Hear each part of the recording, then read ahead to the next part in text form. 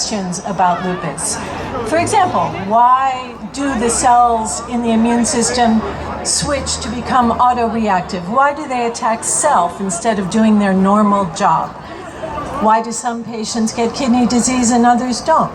Well, how is the brain affected in lupus? Why are lupus patients affected with problems with memory and depression?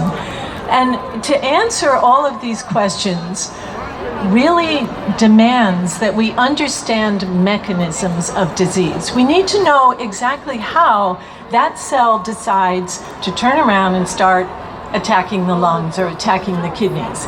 Once we understand a mechanism, then we can start to think about how can we block this mechanism? How can we turn it around? Can we turn it off? Can we reverse it? Can we prevent it? And that's how drugs like Benlysta from GlaxoSmithKline was invented, was knowing mechanisms of disease. So we are committed to doing this, and it takes a team. And when you say the idea of research, most people start to think, well, you know, that's a test tube, maybe it's a lab mouse, maybe, you know, you got goggles on and you're in the lab. But I can tell you that lupus research is not isolated to a laboratory.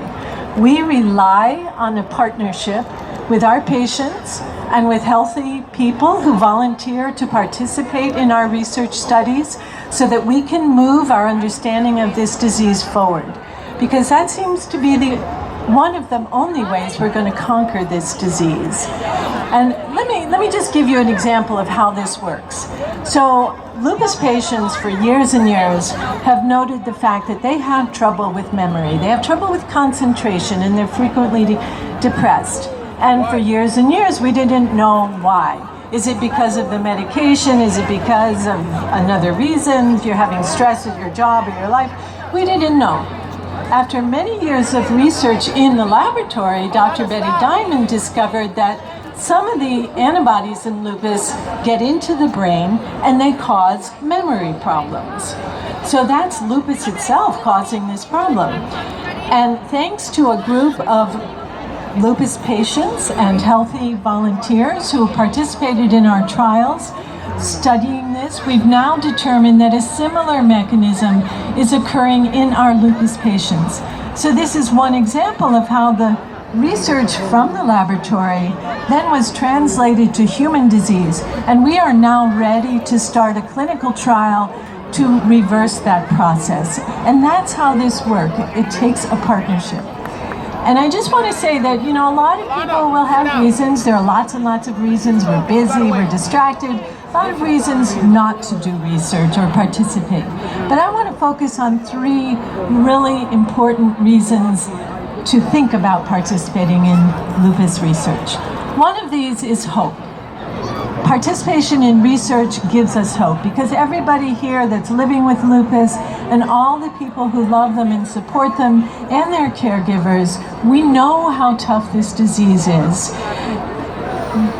The fact that we have research gives me and gives others hope that around the corner there's a new discovery and it's going to be made, and this may be the year. Maybe the year we find a new drug that will take the place of prednisone. You know, wouldn't that be nice? And the second reason that research is really important is that it is empowering. Lupus is tough. It can really beat you down. But we can participate in lupus and we can turn the tables on that. We can shift the balance of power. We take it away from the disease and give it to the participants. And you feel a lot stronger and more able to deal with this disease.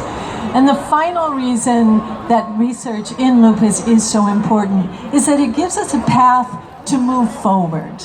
You know, again, lupus is tough. We can get backed into a corner, but as long as we keep asking questions, we keep looking for answers, we will never be backed into the corner by this disease.